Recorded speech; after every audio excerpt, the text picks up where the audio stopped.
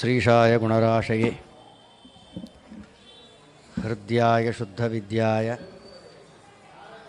मध्वाय च नमो नमः।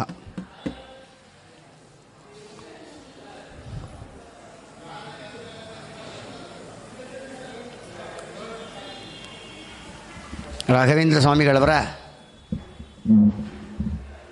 ಗ್ರಂಥಗಳಲ್ಲಿ ಮಹಾಭಾರತ ತಾತ್ಪರ್ಯ ನಿರ್ಣಯ ಭಾವಸಂಗ್ರಹ ನಿರ್ಮಾಣ ಮಾಡಿದ್ದಾರೆ ರಾಘವೇಂದ್ರ ಸ್ವಾಮಿಗಳು.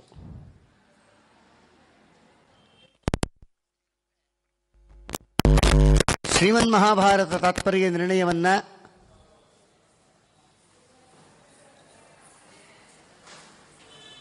ತಾತ್ಪರ್ಯಾರ್ಥಂ ಪರಮಂ ಭಾರತಸ್ಯ ವೇದವ್ಯಾಸದೇವರು ಹೇಳ್ತಾರೆ. ದೊಡ್ಡ ಬದ್ರಿಗೆ ಹೋಗಿ ವೇದವ್ಯಾಸದೇವರ ದರ್ಶನವನ್ನು ಮಾಡಿ ಶ್ರೀಮದಾಚಾರ್ಯರು ಗೀತಾಭಾಷ್ಯಾದಿಗಳ ಸಮರ್ಪಣೆ ಮಾಡಿದ ನಂತರ ಬ್ರಹ್ಮಸೂತ್ರ ಭಾಷ್ಯವನ್ನು ರಚನೆ ಮಾಡಬೇಕು ಅಂತ ನಾರಾಯಣ ದೇವರಿಂದ ಆಜ್ಞಪ್ತರಾಗಿ ಶ್ರೀಮದಾಚಾರ್ಯರು ಬ್ರಹ್ಮಸೂತ್ರ ಭಾಷ್ಯವನ್ನೂ ರಚನೆ ಮಾಡಿ ಅದು ತಗೊಂಡು ಹೋಗಿ ಪರಮಾತ್ಮನಿಗೆ ಸಮರ್ಪಣೆ ಮಾಡಿದ ಸಂದರ್ಭದಲ್ಲಿ ಪಾರಾಶರ್ಯ ಪರತತ್ವ ಪ್ರಸಿದ್ಧಿ ತಾತ್ಪರ್ಯಾರ್ಥಂ ಪರಮಂ ಭಾರತಸ್ಯ ಮಧ್ವವಿಜಯದಲ್ಲಿ ತಿಳಿಸ್ತಾರೆ. ಸರ್ವೋತ್ತಮನಾದ ವೇದವ್ಯಾಸದೇವರಿಂದ ನಿರ್ಮಿತವಾದ ಶ್ರೀಮನ್ ಮಹಾಭಾರತ, ಅದಕ್ಕೆ ಯಥಾರ್ಥವಾದ ಅರ್ಥವನ್ನು ಜಗತ್ತಿಗೆ ಸಜ್ಜನರಿಗೆ ತಿಳಿಸಬೇಕು ಎನ್ನ ಕಾರಣಕ್ಕೇ ವೇದವ್ಯಾಸದೇವರು ಮಹಾಭಾರತಕ್ಕೆ ತಾತ್ಪರ್ಯವನ್ನು ಬರೀಬೇಕು ಅಂತ ವೇದವ್ಯಾಸದೇವರು ಶ್ರೀಮದಾಚಾರ್ಯರಿಗೆ ಆಜ್ಞೆ ಮಾಡಿದರು. ಆಗ ಶ್ರೀಮದಾಚಾರ್ಯರು 32 ಅಧ್ಯಾಯಗಳಿಂದ ಶ್ರೀಮನ್ ಮಹಾಭಾರತ ತಾತ್ಪರ್ಯ ನಿರ್ಣಯವೆಂಬ ಗ್ರಂಥವನ್ನು ರಚನೆ ಮಾಡಿದರು. ಆ 32 ಅಧ್ಯಾಯಗಳಲ್ಲಿ ಮೊದಲು 3 ಅಧ್ಯಾಯಗಳು ಸಕಲ ಶಾಸ್ತ್ರಾರ್ಥ ಸಂಗ್ರಹ, ಶಾಸ್ತ್ರಾರ್ಥ ನಿರ್ಣಯ. 4ನೇ ಅಧ್ಯಾಯದಿಂದ 9ನೇ ಅಧ್ಯಾಯದ ಪರ್ಯಂತ ಮೂಲ ರಾಮಾಯಣ ಕಥಾಗಳನ್ನು ತಗೊಂಡು ಅಲ್ಲಿ ನಿರ್ಣಯಾತ್ಮಕವಾದ ವಿಚಾರಗಳನ್ನು ತಿಳಿಸುತ್ತಾರೆ. ಇಲ್ಲಿ 9 ಅಧ್ಯಾಯ ಮುಗಿತು. 32 ಅಧ್ಯಾಯಗಳಲ್ಲಿ ಮೊದಲು 3 ಅಧ್ಯಾಯಗಳು ಶಾಸ್ತ್ರಾರ್ಥ ನಿರ್ಣಯ, ಮುಂದಿನ 6 ಅಧ್ಯಾಯ 7 ಕಾಂಡ ರಾಮಾಯಣದ ಚರಿತ್ರೆ, ಅದಕ್ಕೆ ನಿರ್ಣಯ. 9 ಅಧ್ಯಾಯ ಆಯಿತು. ಇನ್ನು 10ನೇ ಅಧ್ಯಾಯದಲ್ಲಿ ಸಮುದ್ರ ಮಥನ, ಅಮೃತೋತ್ಪಾದನ, ಅದನ್ನು ದೇವತೆಗಳಿಗೆ ಹಂಚಿದ್ದು, ಅದಾದ ಮೇಲೆ ವೇದವ್ಯಾಸ ರೂಪದಿಂದ ಪರಮಾತ್ಮ ಅವತಾರವನ್ನು ಮಾಡಿದ್ದು, ವೇದಗಳ ವಿಭಾಗ, ಅದಕ್ಕೆ ವೇದಗಳಿಗೆ ಒಂದೊಂದು ವೇದಗಳಿಗೆ ಒಬ್ಬೊಬ್ಬರಿಗೆ ಪ್ರವರ್ತಕರನ್ನಾಗಿ ಋಷಿಗಳನ್ನು ಮಾಡಿದ್ದು, ಯಾವ್ಯಾವ ಋಷಿಗಳಲ್ಲಿ ಯಾವ್ಯಾವ ದೇವತೆಗಳ ಪ್ರವೇಶ ಮಾಡಿ ಈ ಭಗವತ್ ಸೇವೆಯನ್ನು ಮಾಡಿದರು ಅಂಥೇಳಿ ನಿರ್ಣಯಾತ್ಮಕವಾಗಿ ಶ್ರೀಮದಾಚಾರ್ಯರು ತಿಳಿಸುತ್ತಾರೆ. ಇದು 10ನೇ ಅಧ್ಯಾಯ. ವೇದವ್ಯಾಸ ದೇವರ ಅವತಾರ, ವೇದ ವಿಭಾಗ, ಮಹಾಭಾರತ, ಶ್ರೀಮದ್ ಭಾಗವತಾದ 18 ಪುರಾಣಗಳ ರಚನೆ, ಇದೆಲ್ಲ ಲಿಸ್ಟನ್ನು ಕೊಡ್ತಾ ಯಾವ್ಯಾವ ಭಾಗವನ್ನು ಯಾರ್ಯಾರಿಗೆ ಪ್ರವರ್ತಕರನ್ನಾಗಿ ಮಾಡಿದ್ರು ಅನ್ನೋ ಸಿದ್ಧಾಂತವನ್ನು ತಿಳಿಸ್ತಾ ವಿಚಾರ 10ನೇ ಅಧ್ಯಾಯದಲ್ಲಿ ಮುಗಿಸ್ತಾರೆ. 11ನೇ ಅಧ್ಯಾಯದಿಂದ 32ನೇ ಅಧ್ಯಾಯದ ಪರ್ಯಂತ ಸಮಗ್ರ 18 ಪರ್ವ ಮಹಾಭಾರತಕ್ಕೆ ನಿರ್ಣಯವನ್ನು ಹೇಳ್ತಾರೆ. ಒಟ್ಟು 20 ಅಧ್ಯಾಯ. 11ನೇ ಅಧ್ಯಾಯದಿಂದ 32ನೇ ಅಧ್ಯಾಯ ತನಕ ಎಷ್ಟು ಅಧ್ಯಾಯ ಆಯಿತು? 22 ಅಧ್ಯಾಯ ಆಯಿತು. 22 ಅಧ್ಯಾಯ ಪೂರ್ಣ 18 ಪರ್ವ ಮಹಾಭಾರತದ ಭಾಗಕ್ಕೆ ನಿರ್ಣಯವನ್ನು ಕೊಟ್ಟಿದ್ದಾರೆ. ಇದು ಒಟ್ಟು 32 ಅಧ್ಯಾಯದ ಒಟ್ಟು ಅಭಿಪ್ರಾಯ. ಈ 32 ಅಧ್ಯಾಯಗಳಿಂದ ಸಮಗ್ರ ಶಾಸ್ತ್ರಾರ್ಥ ನಿರ್ಣಯ, ರಾಮಾಯಣಕ್ಕೆ ನಿರ್ಣಯ, ವೇದವ್ಯಾಸದೇವರ ಅವತಾರ, ಸಮುದ್ರ ಮಥನ, ವೇದವ್ಯಾಸದೇವರಿಂದ ರಚಿತವಾದ ಗ್ರಂಥಗಳ ಸಮೂಹ, ಅದಕ್ಕೆ ಋಷಿಗಳನ್ನು ಮಾಡಿದ ಪ್ರವರ್ತಕರನ್ನಾಗಿ ಮಾಡಿದ ವಿಚಾರಗಳು, ಅದಾದ ಮೇಲೆ 11ನೇ ಅಧ್ಯಾಯದಿಂದ 32ನೇ ಅಧ್ಯಾಯದ ಪರ್ಯಂತ 22 ಅಧ್ಯಾಯಗಳು ಸಂಪೂರ್ಣ 18 ಪರ್ವ ಮಹಾಭಾರತಕ್ಕೆ ನಿರ್ಣಯ. ಇದು ಸ್ಥೂಲ ಪರಿಚಯ. ಈ 32 ಅಧ್ಯಾಯದಲ್ಲಿ ಏನೇನು ಸಂಗ್ರಹವಾಗಿದೆ ಅನ್ನೋದನ್ನು ರಾಘವೇಂದ್ರ ಸ್ವಾಮಿಗಳು ಶ್ರೀಮನ್ ಮಹಾಭಾರತ ತಾತ್ಪರ್ಯ ನಿರ್ಣಯ ಭಾವಸಂಗ್ರಹ ಅಂತ ಗ್ರಂಥ ರಚನೆ ಮಾಡಿದರು. ಒಂದೊಂದು ಅಧ್ಯಾಯದ ಸಾರವನ್ನು ಒಂದೊಂದೇ ಶ್ಲೋಕದಲ್ಲಿ ತಿಳಿಸ್ತಾರೆ. 32 ಅಧ್ಯಾಯ, ಭಾವಸಂಗ್ರಹ ಇರೋದು 32 ಶ್ಲೋಕಗಳೇ. 32 ಶ್ಲೋಕಗಳಿಂದ ಸಮಗ್ರ ಮಹಾಭಾರತ ತಾತ್ಪರ್ಯ ನಿರ್ಣಯದ ಸಾರವನ್ನು ಹಿಂಡಿ ಎಸೆನ್ಸ್ ಕೊಟ್ಟಿದ್ದಾರೆ ರಾಘವೇಂದ್ರ ಗುರು ಸಾರ್ವಭೌಮರು. ಯಾವ ಕಡೆಯಿಂದ ನೋಡ್ತೀರಾ ರಾಯರನ್ನು? ವಾಯುದೇವರ ಪರಮಾತ್ಮನ ಸೇವೆಯನ್ನು ಮಾಡುವುದರಲ್ಲಿ ರಾಯರು ಬಿಟ್ಟರೆ ಇಲ್ಲ ಕಲಿಯುಗದಲ್ಲಿ. ಅವರ ಸೇವೆ ವಿಶ್ವತೋಮುಖವಾದದ್ದು. ರಾಯರ ಸೇವೆ ಪರಮಾತ್ಮನಲ್ಲಿ, ವಾಯುದೇವರಲ್ಲಿ ಅವರು ಮಾಡಿರುವ ಸೇವೆ. ಅದಕ್ಕೆ ಬೃಂದಾವನದಲ್ಲಿ ಎಲ್ಲ ಕಡೆಗೂ ಕೂತ್ಕೊಂಡು, ಮೃತ್ತಿಕಾ ಬೃಂದಾವನಗಳಲ್ಲೂ ಕೂತ್ಕೊಂಡು ಬಂದಂಥ ಮಹಾನುಭಾವರುಗಳಿಗೆಲ್ಲ ವರ ಕೊಡ್ತಾ ಕೂತಿದ್ದಾರೆ. ಅದು ಹಂಚ್ತಾ, ಅದು ಡಿಸ್ಟ್ರಿಬ್ಯೂಟ್. ಏನು ಗೊತ್ತಾ? ಪುಣ್ಯ ಹಂಚೋದು. ಜಗತ್ತಲ್ಲಿ ಪಾಪ ಹಂಚೋರು ಇರ್ತೀವಿ ನಮ್ಮಂಥ ಮಹಾನುಭಾವರು. ಆದರೆ ರಾಘವೇಂದ್ರ ಸ್ವಾಮಿಗಳು ಪುಣ್ಯ ಹಂಚಲಿಕ್ಕೆ ಕೂತಿದ್ದಾರಂತೆ. Distribution free of cost. ಭಕ್ತಿಯಿಂದ ರಾಘವೇಂದ್ರ ಸ್ವಾಮಿಗಳವರ ಸೇವೆಯನ್ನು ಮಾಡಿರಿ, ದುಡ್ಡು ಖರ್ಚು ಮಾಡಬೇಕಾಗಿಲ್ಲ. ನಮಗೆ ಯೋಗ್ಯತೆ ಇಲ್ಲ ಸ್ವಾಮಿ, ನಮಗೆ ನೀವೇ ಗತಿ ಅಂತ ಅವ್ರನ್ನ ಸರೆಂಡರ್ ಆಗಿಬಿಟ್ರೆ ಸಾಕಷ್ಟು.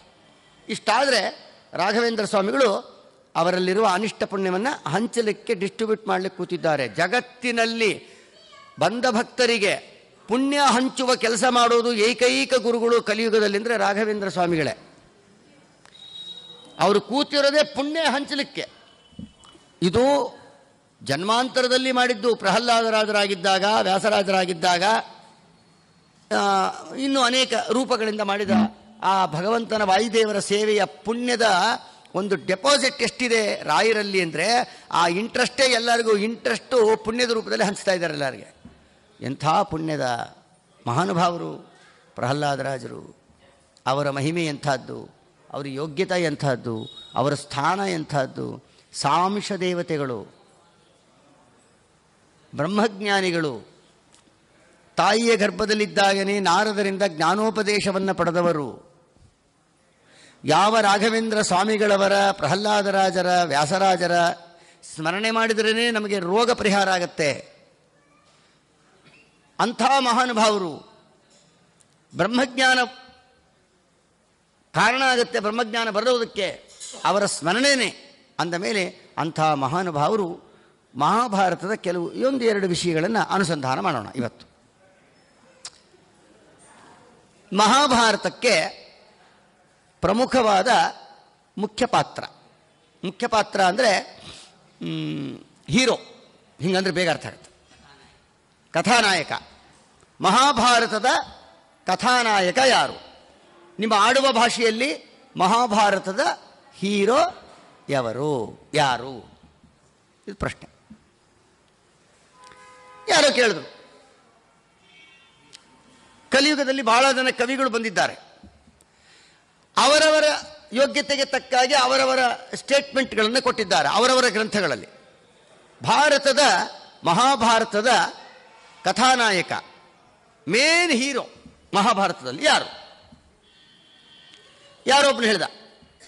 ಏನಂತ ಗೊತ್ತಾ? ಭಾರತದ ಮಲ್ಲನೆಂಬರು ಭೀಷ್ಮರನು ಕೆಲವರು. ಭೀಷ್ಮಾಚಾರ್ಯರು ಮಹಾಭಾರತದ ಹೀರೋ ಅಂತ ಯಾರೊಬ್ಬರು ಸ್ಟೇಟ್ಮೆಂಟ್ ಕೊಟ್ಟರು. ಕಲಿಯುಗದ ಕವಿ ಪುರಂದರದಾಸರು ಕೇಳಿದರು. ಮೊದಲನೇದಾಗಿ ಸಾಮಾನ್ಯ ನಿಯಮ ಏನು ಗೊತ್ತಾ? ಹೀರೋ ಯಾರು ಅಂತ ತಕ್ಷಣ ಹೀರೋಯಿನ್ ಯಾರು ಅನ್ನೋ ಪ್ರಶ್ನೆ ಬಂದೇ ಬರುತ್ತೆ. ಬರಲ್ವಾ? ಅಲ್ವಾ? ಈಗ ಮಹಾಭಾರತಕ್ಕೆ ಭೀಷ್ಮಾಚಾರ್ಯ ಹೀರೋ ಅಂದರೆ ಹೀರೋಯಿನ್ ಯಾರು? ಹೀರೋಯಿನ್ನೇ ಇಲ್ಲ. ಮಹಾಭಾರತದ ಕಥಾನಾಯಕ ಭೀಷ್ಮಾಚಾರ್ಯರಾದರೆ ಭೀಷ್ಮಾಚಾರ್ಯರಿಗೆ ಹೆಂಡತಿನೇ ಇಲ್ಲ. ಮೊದಲನೇದು ಇರಲಿ, ಇದು ಸಾಮಾನ್ಯ ಕಾರಣ. ಹೆಂಡತಿ ಇಲ್ಲ ಅಂದಾಕ್ಷಣಕ್ಕೆ ಅವರು ಚಿಕ್ಕವರು ಅಂತ ಅರ್ಥ ಅಲ್ಲ. ವೈರಾಗ್ಯದಿಂದ ಹೆಂಡತಿಯನ್ನು ನಾನು ಮದುವೆ ಮಾಡಿಕೊಳ್ಳಲ್ಲ ಅಂತ ಬಿಟ್ಟರು ಅದು ದೊಡ್ಡ ಗುಣನೇ, ಅದು ಆ ವಿಚಾರ ಬೇರೆ. ಆದರೆ ಸಾಮಾನ್ಯ ನಿಯಮ ನೋಡಿದಾಗ ಒಬ್ಬನು ಮಹಾರಾಜ ಅಂದ ತಕ್ಷಣ ಮಹಾರಾಣಿ ಇರ್ತಾಳೆ ಸಾಮಾನ್ಯವಾಗಿ, ಅಲ್ವಾ? ಭೀಷ್ಮಾಚಾರ್ಯರು ಮಹಾಭಾರತದ ಕಥಾನಾಯಕ ಅಂದರೆ ಕಥಾನಾಯಕಿ ಯಾರು? ನಾಯಕಿ ಇಲ್ಲ. ಜೊತೆಗೆ ಸ್ಟಾರ್ಟಿಂಗಲ್ಲಿ -ಪಾಯಿಂಟ್, ಸೆಕೆಂಡ್ ಸ್ಟೆಪ್ಪಿಗೆ ಬಂದರೆ ಭೀಷ್ಮಾಚಾರ್ಯರನ್ನ ಕಥಾನಾಯಕ ಅಂತ ಹೇಳ್ತೀರಿ. ಕಥಾನಾಯಕ ಅವನ ಹುಟ್ಟು ಹೇಗೆ ಅಲ್ಲಿಂದ ಹೇಳ್ತಾ ಬನ್ರಿ. ಕಥಾನಾಯಕ ಭೀಷ್ಮಾಚಾರ್ಯರು ಅಂದರೆ ಅವರು ಹುಟ್ಟಿದ್ದು ಪ್ರಸಂಗ ಗಮನಿಸಬೇಕು. ಅವರು ಹುಟ್ಟುವ ಸಂದರ್ಭದಲ್ಲಿ ಏನು ಟೆನ್ಷನ್ನು ಅವ್ರ ತಾಯಿಗೆ. ತಾಯಿ ಟೆನ್ಷನ್ ಮಾಡ್ಕೊಳ್ಳಿಲ್ಲ, ತಂದೆ ಟೆನ್ಷನ್ ಮಾಡಿಕೊಂಡ್ರು. ಅದಕ್ಕಿಂತ ಮುಂಚೆ 7 ಜನ ಅಣ್ಣಂದರು ಹುಟ್ಟಿದ ದಿವಸ ಹೊಟ್ಟೋದ್ರು. 8ನೇ ಕೂಸು ಹುಟ್ಟಬೇಕಾಯ್ತು. ದ್ಯುನಾಮಕ ವಸು ಹುಟ್ಟಿದ್ರು, ತಂದೆಯಿಂದ ದೂರ ಇದ್ರು. ಎಷ್ಟೋ ದಿವಸ ಅವರಿಗೆ ತಂದೆ ಯಾರು ಅಂತಲೇ ಗೊತ್ತಿಲ್ಲ ಭೀಷ್ಮಾಚಾರ್ಯರಿಗೆ. ಪ್ರಸಂಗ ಬಂದಾಗ ಹೇಳಿದ್ರಾಯ್ತು ಅಂತ ಗಂಗಾದೇವಿ ಸುಮ್ಮನೆ ಇದ್ಲು. ಆಮೇಲೆ ಬರ್ತಾರೆ, ಆಮೇಲೆ ತಂದೆ ಭೇಟಿ ಆಗತ್ತೆ, ಇವರೇ ನಿಮ್ಮ ಮಗ ಅಂತಾರೆ, ಮಗನ ತಂದೆಗೆ ಒಪ್ಪಿಸ್ತಾರೆ, ಹೋಗ್ತಾರೆ. ಲೇಟ್, ಆರಂಭದಲ್ಲ. ಭೀಷ್ಮಾಚಾರ್ಯರು ಬೃಹಸ್ಪತ್ಯಾಚಾರ್ಯರ ಹತ್ರ 50 ವರ್ಷ ಅಧ್ಯಯನ ಮಾಡಿ ಇದಾದ ಮೇಲೆ ಗಂಗಾ ತೀರದಲ್ಲಿ ಬಂದು ತನ್ನ ತಂದೆಯ ಭೇಟಿ ಅವರಿಗಾಗತ್ತೆ. ಅದಿರಲಿ, ಆ ಕತೆ ಆಮೇಲೆ. ಈ ಟ್ರ್ಯಾಕ್ ನಮ್ಮ ಟ್ರ್ಯಾಕ್ ಅಲ್ಲ ಅದು. ಈಗ ನಮ್ಗೆ ಬೇಕಾಗಿರೋ ಟ್ರ್ಯಾಕ್ ಯಾವುದು ಗೊತ್ತಾ? ಭೀಷ್ಮಾಚಾರ್ಯರು ಹುಟ್ಟಿದ್ದು ಯಾವುದಕ್ಕೆ? ಬ್ರಹ್ಮದೇವರು ಕೊಟ್ಟ ಶಾಪದಿಂದ ಹುಟ್ಟಿದರು. ಅವರು ಭೀಷ್ಮಾಚಾರ್ಯರಾಗಿ ಬರಲಿಕ್ಕೆ ಅವರಿಗೆ ಶಾಪ ಕಾರಣ. ಬ್ಯಾಕ್ಗ್ರೌಂಡ್ ಏನು? ಶಾಪದಿಂದ ಬಂದವರು. ಹೀರೋ, ಎಚ್ಚರಿಕೆ ಇರಬೇಕು ನಮಗೆ. ಭೀಷ್ಮಾಚಾರ್ಯರನ್ನು ಹೀರೋ, ಕಥಾನಾಯಕ ಅಂತ ನೀವು ಹೇಳೋದಾದರೆ, ಮೊದಲನೇದಾಗಿ ಭೀಷ್ಮಾಚಾರ್ಯರು ಬಂದಿದ್ದೇ ಶಾಪದಿಂದ. ಬ್ರಹ್ಮದೇವರು ಕೊಟ್ಟ ಶಾಪದಿಂದ ಹುಟ್ಟಿದ್ದಾರೆ. ಇಷ್ಟಕ್ಕೂ ಅವರಿಗೆ ಶಾಪ ಯಾಕೆ ಬಂತು? ಅದೊಂದು ದೊಡ್ಡ ಕಥೆ. ಭೀಷ್ಮಾಚಾರ್ಯರಿಗೆ ಶಾಪ ಬರಲಿಕ್ಕೇನು ಕಾರಣ? ಅದೊಂದು ದೊಡ್ಡ ಕಥೆ ಆಗುತ್ತೆ. ಭೀಷ್ಮಾಚಾರ್ಯರು ಮೂಲ ರೂಪದಲ್ಲಿ ಅಷ್ಟವಸುಗಳಲ್ಲಿ ದ್ಯು ಎಂಬ ಹೆಸರಿನ ಒಬ್ಬ ವಸು, ದ್ಯುನಾಮಕ ವಸು. ಆ ವಸುವಿಗೆ ಒಬ್ಬ ಹೆಂಡತಿ ಇದ್ಲು, ಅವಳ ಹೆಸರು ವರಾಂಗಿ ಅಂತ. ಅವರು ಸ್ವರ್ಗಲೋಕದಲ್ಲಿ ವಾಸ, ಅವ್ರದ್ದು ದೇವತೆಗಳಲ್ವಾ. ಆದರೆ ವರಾಂಗಿಗೆ ಏನಾಗಿತ್ತು, ಭೂಲೋಕದಲ್ಲಿ ಒಬ್ಬಳು ಕ್ಲೋಜೆಸ್ಟ್ ಫ್ರೆಂಡ್ ಇದ್ಲು ಅವಳಿಗೆ, ಸನಾಮಕಳೆ. ಅಂದರೆ ಏನು ಗೊತ್ತಾ? ಭೀಷ್ಮಾಚಾರ್ಯರ ಮೂಲ ರೂಪದ ಹೆಂಡತಿ ಹೆಸರು ವರಾಂಗಿ, ದ್ಯುನಾಮಕ ವಸುವಿನ ಹೆಂಡತಿ ಹೆಸರು ವರಾಂಗಿ. ಆ ವರಾಂಗಿ ಭೂಲೋಕಕ್ಕೆ ಬಂದಾಗ ತನ್ನದೇ ಹೆಸರುಳ್ಳ ಒಬ್ಬ ಸ್ನೇಹಿತನನ್ನಾಗ ಮಾಡಿಕೊಂಡಿದ್ಲು. ಇಲ್ಲಿ ಒಂದು ದೊಡ್ಡ ತಪ್ಪು ನಡೆದಿದೆ. ಏನು ಗೊತ್ತಾ? ದೇವತೆಗಳು ಮನುಷ್ಯರ ಸ್ನೇಹ ಮಾಡೋದಿಲ್ಲ, ಮಾಡಲೂಬಾರ್ದು, ಅವ್ರ ಸ್ಥಾನ ಬೇರೆ.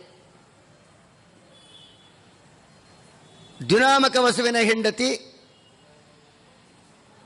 ವರಾಂಗಿ ಎಂಬ ದೇವತಾ ಸ್ತ್ರೀ ಭೂಲೋಕಕ್ಕೆ ಬಂದು ಒಬ್ಬ ಮಹಾರಾಜನ ಹೆಂಡತಿ ಮನುಷ್ಯಳು ವರಾಂಗಿ ಅಂತ. ಅವಳ ಹೆಸರು ವರಾಂಗಿ ಅಂತ ಹೇಳಿ ಸನಾಮ ಒಂದೇ ಹೆಸರಿನವರು ಇಬ್ಬರು ಸ್ನೇಹಿತರಾಗ್ಬಿಟ್ರು. ಅವರಿಬ್ಬರ ಸ್ನೇಹ ಎಷ್ಟರ ಮಟ್ಟಿಗೆ ಅಟ್ಯಾಚ್ಮೆಂಟ್ ಅವರಿಬ್ಬರಿಗೆ ಬೆಳೆದಿತ್ತು ಅಂದರೆ, ನಾವಾದರೆ ದೇವತೆಗಳು, ನಾವು ಅಮೃತ ಕುಡಿತೇವೆ, ನಮಗೆ ಸಾವಿಲ್ಲ. ನನ್ನ ಕ್ಲೋಜೆಸ್ಟ್ ಫ್ರೆಂಡ್ ವರಾಂಗಿ, ಮತ್ತು ಅವಳಿಗೂ ಅಮೃತ ಕೊಡೋಣ ಅಂದರೆ ಅಮೃತ ಅಷ್ಟು ಬೇಗ ಮನುಷ್ಯರಿಗೆ ಕೊಡೋಕ್ಕಾಗಲ್ಲ. ಆದರೆ ಕಾಮಧೇನುವಿನ ಮಗಳು ನಂದಿನಿ ಅಂತ, ಅದು ಒಂದು ಕಾಮಧೇನು. ದೇವಲೋಕದ ನಂದಿನಿ ಹಾಲನ್ನು ಯಾರು ಕುಡಿತಾರೋ ಅವರಿಗೆ ಮಹಾಭಾರತ ಹೇಳುತ್ತೆ 10,000 ವರ್ಷ ಆಯುಷ್ಯ ಅಂತ. ನಂದಿನಿ ಮಿಲ್ಕ್. ನಮ್ಮ ಕರ್ನಾಟಕದಲ್ಲಿ ನಂದಿನಿ ಅಂತ ದೊಡ್ಡ ಹಾಲಿಂದ ಫ್ಯಾಕ್ಟ್ರಿ.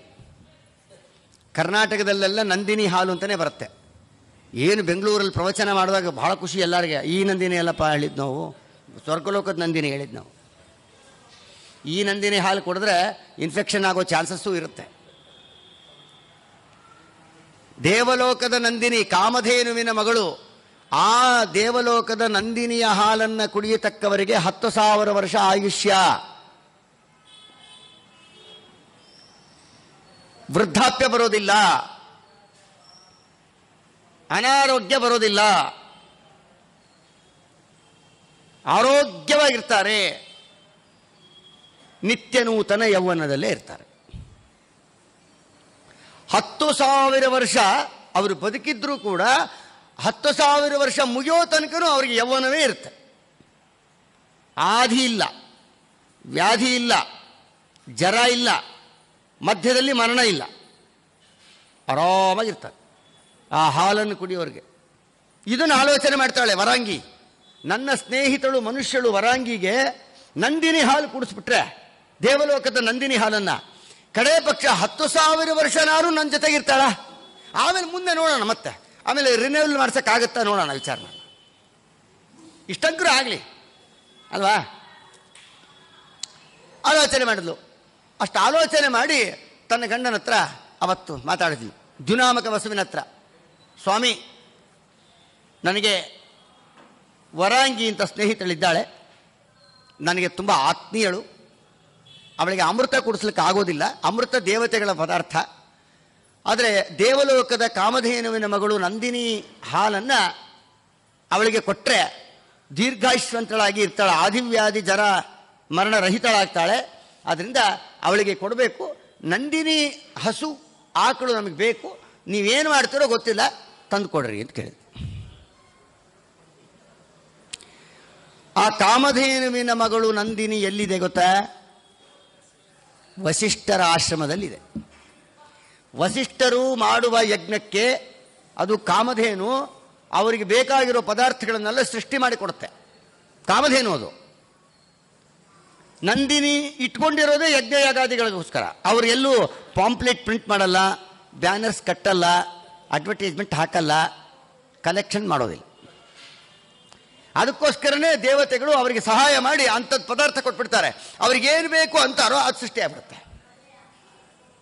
ಕಾಂಟ್ರಿಬ್ಯೂಷನ್ಸೇ ಇಲ್ಲ ಅವಾಗೆಲ್ಲ. ಇವಾಗ ಅದು ಬಿಟ್ಟರೆ ಇನ್ನು ಬೇರೆ ಏನೂ ಇಲ್ಲ ಈಗ.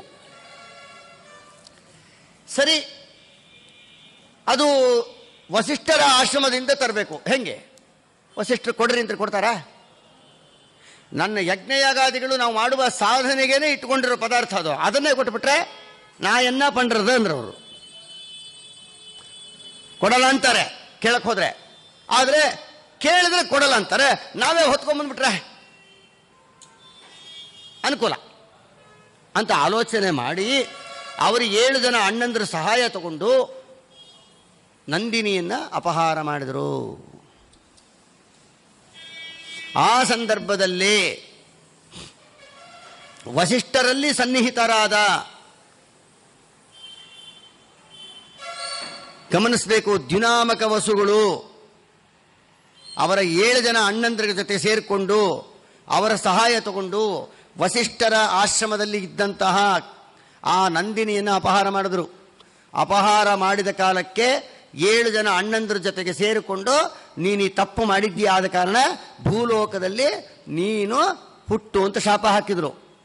ಮನುಷ್ಯ ದೇಹದಲ್ಲಿ ಹುಟ್ಟು, ಜೊತೆಗೆ ಯಾವ ಹೆಂಡತಿ ಮಾತನ್ನ ಯಾವುದನ್ನು ಕೇಳಬೇಕೋ ಅದನ್ನು ಕೇಳಬೇಕು. ಹೆಂಡತಿ ಮಾತು ಕೇಳಬಾರ್ದು ಅಂತ ಹೇಳ್ತಾ ಇಲ್ಲ. ಗಂಡ ಹೆಂಡತಿ ಸಂಸಾರ ನಡಿಬೇಕು ಅಂದ್ರೆ ಹೆಂಡತಿ ಮಾತನ್ನು ಗಂಡ ಕೇಳಬೇಕು. ಬರೇ ಗಂಡನ ಮಾತೇ ಹೆಂಡತಿ ಕೇಳ್ತಾ ಇರಬೇಕು ಅಂತ ರೂಲ್ಸ್ ಇಲ್ಲ. ಹೆಂಡತಿ ಒಳ್ಳೆ ಸಜೆಷನ್ ಕೊಟ್ಟರೆ ಯಾಕೆ ತಗೋಬಾರ್ದು ಅಲ್ವಾ?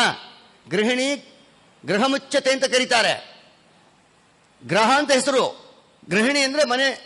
ಹೆಂಡತಿ ಮನೆ ನಡೆಯೋದೇ ಅವಳಿಂದ. ಮನೆಯೊಳಗೆ ಧರ್ಮ ಕಾರ್ಯ ನಡೆಯುತ್ತೆ ಅಂದರೆ ಹೆಂಡತಿ ಸಹಕಾರ ಕೊಡದೇ ಇದ್ರೆ ಗಂಡ ಏನು ಮಾಡಲಾರ.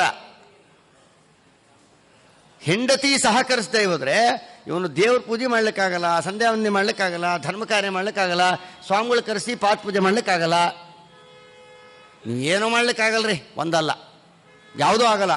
ನಿಮಗೆ ಅದು ಸಹಕಾರ ಸಿಕ್ಕಿಲ್ಲ ಅಂದರೆ ನಿಮ್ಗೆ ಆಫೀಸಲ್ಲೂ ಟೆನ್ಷನ್ನೇ. ಮನೇಲಿ ಬೈಸ್ಕೊಂಬರೋದು, ಇಲ್ಲಿ ಲೆಕ್ಕಾಚಾರ ತಪ್ಪು ಬರೆಯೋದು, ಹೀಗೆಲ್ಲ ಇರ್ತವೆ. ಆದ್ದರಿಂದ ಸರ್ವಾತ್ಮನ ಗಂಡನ ಮಾತು ಹೆಂಡತಿ ಕೇಳಬೇಕು, ಹೆಂಡತಿ ಮಾತನ್ನು ಗಂಡ ಕೇಳಬೇಕು. ಆದರೆ ಹೆಂಡತಿ ಹೇಳ್ತಾ ಇರುವ ಮಾತು ಪ್ರಾಮಾಣಿಕವಾ ಅಪ್ರಾಮಾಣಿಕವಾ ತಿಳ್ಕೊಂಡು ಕೇಳಬೇಕು. ಇದು ಪ್ರಾಮಾಣಿಕ ಅಲ್ಲ.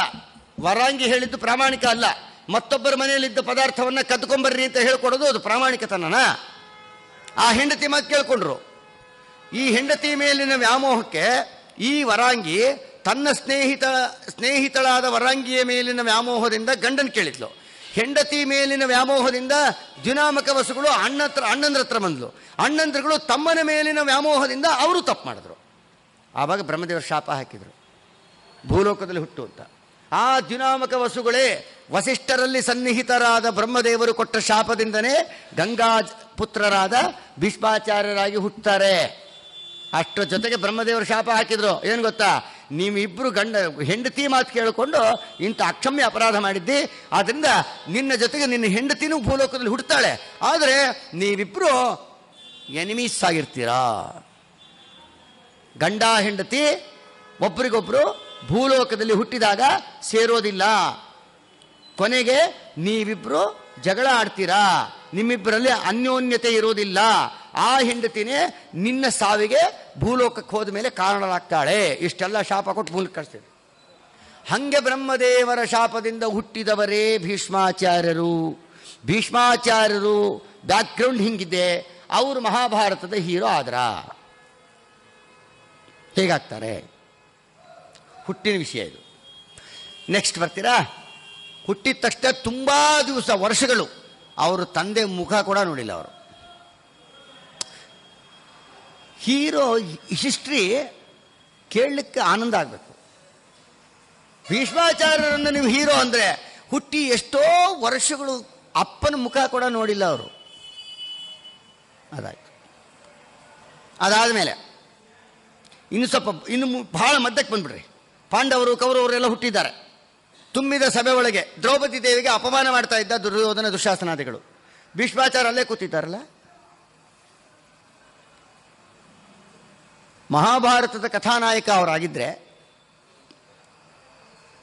ದುಶ್ಯಾಸನ ದುರ್ಯೋಧನಾದಿಗಳಿಗೆ ಕಪಾಳ ಕೊಡದು ಕೂಡಿಸ್ಬೇಕಾಗಿತ್ತು. ಹೀರೋ ಆಗಿದ್ದರೆ ಕೈ ಕಟ್ಕೊಂಡು ಕೂತ್ಕೊಂಡ್ರು.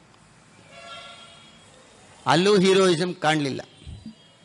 ಇನ್ನು ಕುರುಕ್ಷೇತ್ರಕ್ಕೆ ಬರ್ರಿ, ಯುದ್ಧಕ್ಕೆ ಬಂದರು. ಕ್ಲೈಮ್ಯಾಕ್ಸ್ ಯುದ್ಧದಲ್ಲಿ ಸತ್ತಿದ್ದು ಹೇಗೆ? ಅವರು ಮೈಯೆಲ್ಲ ಬಾಣಗಳು ಹೊಡೆಸ್ಕೊಂಡು ಕಷ್ಟಪಟ್ಟುಕೊಂಡು ಉತ್ತರಾಯಣ ಬರಲಿ ಅಂತ ಕಾಯ್ತಾ ಕಷ್ಟಪಟ್ಟು ಶರಪಂಜರದ ಮೇಲೆ ಮಲಗಿ ಮೈಯೆಲ್ಲ ರಕ್ತ ಸುರಿಸ್ಕೊಂಡು ಕಷ್ಟಪಟ್ಟು ದೇಹತ್ಯಾಗ ಮಾಡೋ ಪ್ರಸಂಗ ಬಂತು. ಹೀರೋ ಹೀಗೆ ಸತ್ತು ಬಿಟ್ಟರೆ ಫ್ಲಾಪ್. ಆದ್ದರಿಂದ ಭೀಷ್ಮಾಚಾರ್ಯರು ಹೀರೋ ಅಲ್ಲವೇ ಅಲ್ಲ. ಪುರಂದರದಾಸರು ಖಂಡನೆ ಮಾಡಿಬಿಟ್ರು, ಭೀಷ್ಮಾಚಾರ್ಯರು ಮಹಾಭಾರತದ ಹೀರೋ ಅಲ್ಲ. ಯಾರು? ಅದಕ್ಕೆ ಇನ್ನೊಬ್ಬನಂದ, ಭಾರತದ ಮಲ್ಲನೆಂಬರು ಅರ್ಜುನನನ್ನು ಕೆಲವರು. ಅರ್ಜುನ ಮಹಾಭಾರತ ಹೀರೋ ರೀ, ಮಹಾಬಿಲ್ಲಾಳು, ಪಾರ್ಥಗೇವ ಧನುರ್ಧರ ಅಂತಾರೆ. ಅನ್ಯ ವ್ಯವಚ್ಛೇದಕ್ಕೆ ದೃಷ್ಟಾಂತ ಅದು. ಜಗತ್ತಿನಲ್ಲಿ ಅರ್ಜುನನಿಗೆ ಸಮನಾದ ಬಿಲ್ಲಾಳುನೇ ಇಲ್ಲ ಅಂತ ಹೇಳ್ತಾರೆ. ಅಂದಮೇಲೆ ಮಹಾಭಾರತದ ಹೀರೋ ಅರ್ಜುನ ಅಂತ ಯಾರು ಅಂದರು? ಪುರಂದಾಸರಂದರು. ಶ್ರೀಮದಾಚಾರ್ಯ ಸಿದ್ಧಾಂತವೇ ಅದು. ಭೀಷ್ಮಾಚಾರ್ಯರಲ್ಲ ಅಂತ ಖಂಡನೆ ಮಾಡಿದ್ದಾಯಿತು. ಅರ್ಜುನ ಅಂದರು, ಅರ್ಜುನನೂ ಅಲ್ಲ ಅಂದರು. ಯಾಕೆ ಗೊತ್ತಾ? ಮಹಾಭಾರತದಲ್ಲಿ ಎಣಿಸ್ತಾ ಬಂದರೆ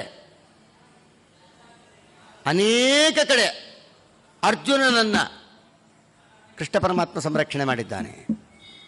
ಹೀರೋ ಅವನಾದರೆ ಅವನಿಂದ ಬೇರೆಯವರು ಸೇವ್ ಮಾಡಬೇಕೇ ಹೊರತು ಅವನು ಬೇರೆಯವರಿಂದ ಸೇವ್ ಆದ ಅಂದರೆ ಅವನು ಹೀರೋ ಅಲ್ಲ. ಉದಾಹರಣೆ ಬೇಕಾ? ವಾರಾಹಸ್ತ್ರ ಬಂತು, ಬರ್ತಾ ಇದೆ. ನಾಗಾಸ್ತ್ರ ಕರ್ಣ ಪ್ರಯೋಗ ಮಾಡ್ದ. ಅದು ಬಂದಾಗ ಅರ್ಜುನನ ತಲೆನೇ ತೆಗೆದು ಬಿಡಬೇಕು ಅಂತ ಅಸ್ತ್ರ ಬಿಟ್ಟ. ಪರಮಾತ್ಮ ಏನು ಮಾಡ್ದ? ಆ ರಥದ ಚಕ್ರ ಸಮೇತವಾಗಿ ಪರಮಾತ್ಮ ರಥವನ್ನು ಭೂಮಿಯ ಒಳಗೆ ಒತ್ತಿದ. ಸ್ವಲ್ಪ ಒತ್ತಿದ್ದಕ್ಕೇನಾಯಿತು? ಆ ಬಾಣ ಆ ಕಿರೀಟ ಮಾತ್ರ ಹೊಡ್ಕೊಂಡು ಹೊರಟೋಯ್ತು. ಅಲ್ಲಿಗೆ ಅರ್ಜುನ ಕೃಷ್ಣ ಪರಮಾತ್ಮ ರಥ ಒತ್ತದೇ ಇದ್ದಿದ್ರೆ ಅರ್ಜುನನ ಕಥೆ ಏನಾಗ್ತಿತ್ತು? ಇದೊಂದು. ಇನ್ನೊಂದು ದೃಷ್ಟಾಂತ ಬರ್ರಿ. ಪಾಂಡವರು ರಾಸೂಯಾಗ ಮಾಡಬೇಕು ಅಂತ ಡಿಸೈಡ್ ಆಯಿತು. ಜರಾಸಂಧನ ಕೊಲ್ಲಬೇಕು ಅಂತ ಪ್ರಸಂಗ ಬಂತು. ಜರಾಸಂಧನನ್ನು ಕೊಲ್ಲಬೇಕು ಅಂದರೆ ಕೃಷ್ಣ ಪರಮಾತ್ಮನಿಗೂ ಜರಾಸಂಧ ಶತ್ರು, ಭೀಮಸೇನ ದೇವರಿಗೂ ಶತ್ರು. ಭೀಮಸೇನ ದೇವರು ಕೃಷ್ಣ ಪರಮಾತ್ಮ ಇಬ್ಬರೇ ಹೋಗಿದ್ರೆ ಸಾಕಾಗಿತ್ತು. ಅರ್ಜುನನನ್ನು ಕರ್ಕೊಂಡು ಹೋಗ್ತಾನೆ ಕೃಷ್ಣ ಪರಮಾತ್ಮ ಆ ಜರಾಸಂಧನನ್ನು ಕೊಂದು ಹಾಕಲಿಕ್ಕೆ. ಅರ್ಜುನನಿಗೆ ನೆಸಿಟಿನೇ ಇಲ್ಲ ಬರೋದಕ್ಕೆ. ಪರಮಾತ್ಮ ಬೇಕು ಅಂತ ಅರ್ಜುನನ ಕರ್ಕೊಂಡು ಹೋದ ಭಗವಂತ. ಯಾಕೆ? ಶ್ರೀಮದ್ ಆಚಾರ್ಯ ಬೆಳಕು ಚೆಲ್ತಾರೆ. ಏನು ಗೊತ್ತಾ, ಅರ್ಜುನಂಗೆ ಕೆಲವು ಕಡೆಗೆ, ಎಷ್ಟೋ ಕಡೆಗೆ ನಾನು ಕೃಷ್ಣನಿಗೆ ಸಮನಾದ ಬಲಿಷ್ಠ ಅಂತ ಅಜ್ಞಾನನೂ ಬಂದಿದೆ. ಅದೇ ದೊಡ್ಡ ತಪ್ಪು. ಇನ್ನೂ ಕೆಲವು ಕಡೆಗೆ ಕೃಷ್ಣನಿಗೆ ಕಿಂತ ಬಲ ನನಗೆ ಹೆಚ್ಚು ಅಂತ ಅರ್ಜುನ ಅನ್ಕೊಂಡಿದ್ದಿದೆ ಮಹಾಭಾರತದಲ್ಲಿ. ಪರಮಾತ್ಮನಿಗೆ ತೋರಿಸ್ಬೇಕಾಗಿತ್ತು, ಪರಮಾತ್ಮ ಅರ್ಜುನನಿಗೆ ತೋರಿಸ್ಬೇಕಾಗಿತ್ತು ಯಾರಿಂದ ಯಾರಿಗೆ ಬಲ ಅಂತ. ಅದಕ್ಕೆ ಪರಮಾತ್ಮ ಏನು ಮಾಡ್ದ, ಅರ್ಜುನನನ್ನು ಜರಾಸಂಧನ ಬಳಿಗೆ ಕರ್ಕೊಂಡು ಹೋದ ಪರಮಾತ್ಮ. ಅಲ್ಲಿ ಯುದ್ಧ ಮಾಡುವ ಪ್ರಸಂಗ ಬಂತು. ಜರಾಸಂಧನಿಗೆ ಪರಮಾತ್ಮ ಆಪ್ಷನ್ ಕೊಟ್ಟ. ನಾನಿದ್ದೇನೆ, ಭೀಮಸೇನ, ಅರ್ಜುನ, 3 ಜನ ಇದ್ದೇವೆ. ನಮ್ಮ 3 ಜನದಲ್ಲಿ ನೀನು ಯಾರನ್ನು ಬೇಕಾದ್ರೂ ಸೆಲೆಕ್ಟ್ ಮಾಡ್ಕೊ ಯುದ್ಧಕ್ಕೆ. ನೀನು ಯಾರು ಒಬ್ಬರನ್ನು ಗೆದ್ದರೂ ಕೂಡ ನಿನ್ನ ಗೆದ್ದ ಹಾಗೆ. ಏನಂತಿ? ಆವಾಗ ಜರಾಸಂಧ ಕೊಟ್ಟ ಸ್ಟೇಟ್ಮೆಂಟ್ ಏನು ಗೊತ್ತಾ, ಕೃಷ್ಣ ನೀನು ಮಹಾರಾಜ ಅಲ್ಲ, ನಾನು ಮಹಾರಾಜ, ಕ್ಷತ್ರಿಯನಲ್ಲದೆ ಇದ್ದ ನಿನ್ನ ಜೊತೆಗೆ ನಾ ಯುದ್ಧ ಮಾಡಲ್ಲ ಅಂದ್ಬಿಟ್ಟ ಕಳ್ಳ. ಅಷ್ಟೊತ್ತಿಗಾಗಲೇ 23 ಅಕ್ಷೋಹಿಣಿ ಸೈನ್ಯ ಇಂಟು 18 ಬಾರಿ ಯುದ್ಧಕ್ಕೆ ಬಂದು ಎಲ್ಲ ಮಹಾಸಮಾರಾಧನೆ ಆಗೋಗಿತ್ತು ಅವನ ಸೈನ್ಯದ್ದು. ಎಷ್ಟೋ ಸರಿ ICU ಒಳಗೆ ಅಡ್ಮಿಟ್ ಆಗಿ ಡಿಸ್ಚಾರ್ಜ್ ಆಗಿದ್ದ ಕೃಷ್ಣನಿಂದ ಏಟು ತಿಂದು. ಯಾರು? ಜರಾಸಂಧ. ಇನ್ನೂ ಮತ್ತೆ ಅಕಸ್ಮಾತ್ ಕೃಷ್ಣನ್ನೇನಾದ್ರು ಯುದ್ಧಕ್ಕೆ ಆಹ್ವಾನ ಮಾಡಿಬಿಟ್ಟೆ ಅಂದರೆ ಇವತ್ತೇ ನನ್ನ ಕತೆ ಮುಗಿಸ್ಬಿಡ್ತಾನೆ. ಆದ್ದರಿಂದ ಈ ಭಯ ಮನಸ್ಸಲ್ಲಿದೆ, ಆದರೆ ಅದನ್ನು ಹೇಳೋಂಗಿಲ್ಲ. ಅದಕ್ಕೆ ಅವನೇನು ಮಾಡ್ದ, ನಾನು ಮಹಾರಾಜ, ನೀನು ಯಾದವ, ದನ ಕಾಯೋನು, ನೀನು ಮಹಾರಾಜ ಅಲ್ಲ. ರಾಮದೇವರು ಪಟ್ಟಾಭಿಷಿಕ್ತರಾಗಿ ಮಹಾರಾಜರಾದಂತೆ ರಾಮಾವತಾರದಲ್ಲಿ ಕೃಷ್ಣ ಪರಮಾತ್ಮ ಪಟ್ಟಾಭಿಷಿಕ್ತನಾಗಿ ಮಹಾರಾಜ ಆಗಲಿಲ್ಲ. ಅಂದಮೇಲೆ ಮಹಾರಾಜ ಮಹಾರಾಜನ ಜೊತೆಗೆ ಯುದ್ಧ ಮಾಡಬೇಕು, ಮಹಾರಾಜ ಅಲ್ಲ. ನೀನು ಬೇಡ ಅಂದ್ಬಿಟ್ಟ ಕಳ್ಳ. ಅದು ತಪ್ಪಿಸ್ಕೊಳಕ್ಕೆ ಆಡಿದ ಮಾತದು. ಕೃಷ್ಣನ ಆರಿಸ್ಕೊಂಡ್ಬಿಟ್ರೆ ನಾನು ಸತ್ತೋಗ್ಬಿಡ್ತೀನಿ ಭಯಕ್ಕೆ, ಹಾಗೆ ಪರ್ಯಾಯ ಶಬ್ದ ಆಡ್ಬಿಟ್ಟು ತಪ್ಪಿಸ್ಕೊಂಡ್ಬಿಟ್ಟ. ಕೃಷ್ಣ ಬೇಡ ಅಂತ ಆಯ್ತು. ಇನ್ನು ಅರ್ಜುನಂಗೆ ಬರ್ತೀರಾ, ಅಯ್ಯೋ ಅದು ಕೂಸು ಅಂದ್ಬಿಟ್ಟ. ನನಗೆ ಶತ್ರು ಕೀರ್ತಿ ಇರುತ್ತೆ, ಗೆದ್ರೆ ಲಾಭ, ಶತ್ರು ಕೀರ್ತಿ ಇರುತ್ತೆ, ನನಗೆ ಯುದ್ಧಕ್ಕೆ ಭೀಮಸೇನನೇ ಬೇಕು ಅಂದ. ಇಲ್ಲಿ ಗಮನಿಸ್ಬೇಕು ನಾವು. ಭೀಮಸೇನನ್ನ ಯುದ್ಧಕ್ಕೆ ಆಹ್ವಾನಿಸ್ತಾನೆ ಜರಾಸಂಧ. ಕೃಷ್ಣ ಪರಮಾತ್ಮನನ್ನ ರಾಜ ಅಲ್ಲ ಅಂತ ಏನೋ ನೆಪ ಹೇಳ್ಬಿಟ್ಟ ತಪ್ಪಿಸ್ಕೊಳ್ಳೋದಕ್ಕೆ. ಅರ್ಜುನಂಗೆ ಹೇಳೋ ಕಾಲಕ್ಕೆ ಅದು ಹುಡುಗ, ಅವನು ಬಾಲಕ, ಚಿಕ್ಕ ಹುಡುಗ. ಚಿಕ್ಕ ಹುಡುಗನ ಜೊತೆಗೆ ನಾನು ಯುದ್ಧ ಮಾಡೋದು ಚೆನ್ನಾಗಿರಲ್ಲ. ಸರಿಸಮರಾಗಿ ಯಾರಿರ್ತಾರೋ ಅವ್ರ ಜೊತೆಗೆ ಯುದ್ಧ ಮಾಡಬೇಕು, ನನಗೆ ಬೇಡ ಇವನು ಅಂದ. ಗಮನಿಸ್ಬೇಕು, ಅರ್ಜುನಂಗೆ ಅವಾಗ 55 ವರ್ಷ ಆಗಿತ್ತು, ಭೀಮಸೇನ ದೇವರಿಗೆ 56 ವರ್ಷ ಆಗಿತ್ತು. ಭೀಮಸೇನ ದೇವರಿಗೂ ಅರ್ಜುನಂಗೂ 1 ವರ್ಷ ಡಿಫ್ರೆನ್ಸು. ಭೀಮಸೇನ ದೇವರಿಗೆ 56, ಅರ್ಜುನಿಗೆ 55. ಈ 55 ವರ್ಷದ ಅರ್ಜುನನನ್ನ ಜರಾಸಂಧ ಬಾಲಕ ಅಂದ. ಅಯ್ಯೋ ಸಣ್ಣ ಹುಡುಗ, ಇವನ ಜೊತೆಗೆ ಯುದ್ಧ ಮಾಡೋದಂದ. ಅವರಿಗಿಂತ 1 ವರ್ಷ ದೊಡ್ಡವರಾದ ಭೀಮಸೇನ ದೇವರು ಮಹಾಪರಾಕ್ರಮಿಗಳು, ಇವ್ರ ಜೊತೆಗೆ ಶತ್ರು ಕೀರ್ತಿ ಇರುತ್ತೆ, ನನಗೆ ಭೀಮ ಬೇಕು ಅಂದ. ಇಲ್ಲಿ ಗಮನಿಸ್ಬೇಕು ನಾವು. 1 ವರ್ಷ ಡಿಫ್ರೆನ್ಸ್ ಅಲ್ಲಿ ಅವನು ಬಾಲಕ ಆಗಿಬಿಡ್ತಾರೆ, ಇವನು ಬಹಳ ದೊಡ್ಡವರಾಗ್ಬಿಡ್ತಾರೆ 1 ವರ್ಷ ಡಿಫ್ರೆನ್ಸ್ ಅಲ್ಲಿ. ಆ ಸಂದರ್ಭದಲ್ಲಿ ಜರಾಸಂಧ ಕೊಟ್ಟ ಅದು ಸ್ಟೇಟ್ಮೆಂಟು. ಇಲ್ಲಿ ಗಮನಿಸ್ಬೇಕು. ಯಾವಾಗ ಜರಾಸಂಧ ನೀನು ಮಗು, ನಿನ್ನ ಜೊತೆ ನಾ ಯುದ್ಧ ಮಾಡಲ್ಲ ಅಂತ ಹೇಳಿದ್ರೆ, ಜರಾಸಂಧನ ಮಾತಿಗೆ ಅರ್ಜುನ ಏನಾದ್ರು ಮಾತಾಡಬೇಕಾಗಿತ್ತಲ್ಲ. ಅರ್ಜುನ ಸುಮ್ಮನಾಗ್ಬಿಟ್ನಂತೆ. ಭಯ ಅರ್ಜುನಂಗೆ. ಏನು ಗೊತ್ತಾ, ಅಕಸ್ಮಾತ್ ಜರಾಸಂಧ ನೀನು ಚಿಕ್ಕ ಹುಡುಗ, ನಿನ್ನ ಜೊತೆಗೆ ಯುದ್ಧ ಮಾಡಲ್ಲ ನಾನು ಅಂದಾಗ ನಿಜವಾಗ್ಲೂ ಮಹಾಭಾರತದ ಹೀರೋ ಅರ್ಜುನನೇ ಆಗಿದ್ದಿದ್ರೆ ಅರ್ಜುನ ಏನನ್ಬೇಕಾಗಿತ್ತು, ನೀನನ್ನಂಗಲ್ಲೋ, ನಾನು ಪರಾಕ್ರಮಿನೇ, ನನ್ನ ಜೊತೆ ಯುದ್ಧಕ್ಕೆ ಬಾ ಅಂತ ಕರಿಬೇಕಾಯ್ತಲ್ಲ. ಅರ್ಜುನ ಜರಾಸಂಧನ ಕರೆದ್ನ, ತಲೆ ಬಗ್ಸ್ಬಿಟ್ನಂತೆ. ತಲೆ ಬಗ್ಸು ಸುಮ್ಮನೆ ಆಗ್ಬಿಟ್ಟ. ಯಾಕೆ ಗೊತ್ತಾ, ಅಕಸ್ಮಾತ್ ಅವನ ಮೇಲೆ ಅವನಿಗೆ ನಂಬಿಕೆ ಇಲ್ಲ. ಅಕಸ್ಮಾತ್ ಜರಾಸಂಧನನ ಜೊತೆಗೆ ನಾನು ಯುದ್ಧಕ್ಕೆ ಸೇರಿದ್ರೆ ನಾನು ಗೆಲ್ತೀನೋ ಹೋಗ್ಬಿಡ್ತೀನೋ ಸಂಶಯ. ಸಂಶಯಗ್ರಸ್ತ ಮನಸ್ಸಿನಿಂದ ಆಲೋಚನೆ ಮಾಡುವ ಅರ್ಜುನ ಮಹಾಭಾರತಕ್ಕೆ ಕಥಾನಾಯಕ ಆಗ್ತಾನ. ಇದೊಂದು ದೃಷ್ಟಾಂತ. ಇದಾದ್ಮೇಲೆ ಇನ್ನೊಂದು ದೃಷ್ಟಾಂತ ಇದೆ. ಯಾರೋ ಒಬ್ಬ ಬ್ರಾಹ್ಮಣ ಬಂದ ಪಾಂಡವರ ಮನೆಗೆ. ಕೃಷ್ಣ ಪರಮಾತ್ಮ ಇದ್ದಾನೆ. ಬಂದು ಕಾರಣ ಹೇಳ್ದ. ಏನಂತ? ನೋಡು ಕೃಷ್ಣ, ನನಗೆ ಮಕ್ಕಳು ಹುಟ್ಟುತ್ತವೆ, ಹುಟ್ಟಿದ ತಕ್ಷಣ ಮಗು ಮಾಯ ಆಗ್ಬಿಡುತ್ತೆ. ಯಾರು ಬಂದು ಹೊತ್ಕೊಂಡು ಹೋಗ್ತಾರೋ ಗೊತ್ತಿಲ್ಲ. ಮಗು ಹುಟ್ಟುತ್ತೆ, ಹುಟ್ಟೋ ತನಕ ನಂಬಿಕೆ, ಹುಟ್ಟಿದ ಫ್ರಾಕ್ಷನ್ ಆಫ್ ಸೆಕೆಂಡಲ್ಲಿ ಕೂಸು ಮಾಯ ಆಗ್ಬಿಡುತ್ತೆ. ಯಾರು ಬರ್ತಾರೆ, ಯಾರು ಹೊತ್ಕೊಂಡು ಹೋಗ್ತಾರೆ, ಏನು ಮಾಯ ಆಗ್ತಾ ಇದೆ, ಏನು ಕಥೆ ನನಗೆ ಅರ್ಥ ಆಗ್ತಾ ಇಲ್ಲ ಅಂತ ಹೇಳ್ತಾ ಇದ್ರೆ, ಕೃಷ್ಣ ಪರಮಾತ್ಮನ ಹೇಳಿಕೆ ಏನು ಅಂತ ಕಾದು ಕೇಳೋದು ಬಿಟ್ಟು ಅರ್ಜುನ, ಆಚಾರ್ಯ ನೀವು ಯೋಚನೆ ಮಾಡಬೇಡಿ, ನಾನಿದ್ದೀನಿ, ನಿಮ್ಮ ಮಕ್ಕಳ ನಾನು ರಕ್ಷಣೆ ಮಾಡ್ತೀನಿ ಅಂದ್ಬಿಟ್ಟ. ಕೃಷ್ಣ ಪರಮಾತ್ಮ ಅಲ್ಲೇ ಇದ್ದಾನೆ. ಸ್ವಾಮಿ ತನ್ನ ಪಡಿ ಸುಮ್ಮನೆ ಇರಬೇಕಷ್ಟೇ. ಕೃಷ್ಣ ಏನು ಹೇಳ್ತಾನೆ ನೋಡಬೇಕಾಗಿತ್ತು. ತನ್ನಷ್ಟಿಗೆ ತಾನೇ ಹೇಳ್ಬಿಟ್ಟ, ತನ್ನ ಒಪಿನಿಯನ್ ಕೊಟ್ಬಿಟ್ಟ. ಸರಿ, ಈ ಸರಿ ಡೆಲಿವರಿ ಡೇಟು ಕೊಟ್ಟಿದ್ದಾರೆ ಡಾಕ್ಟ್ರು.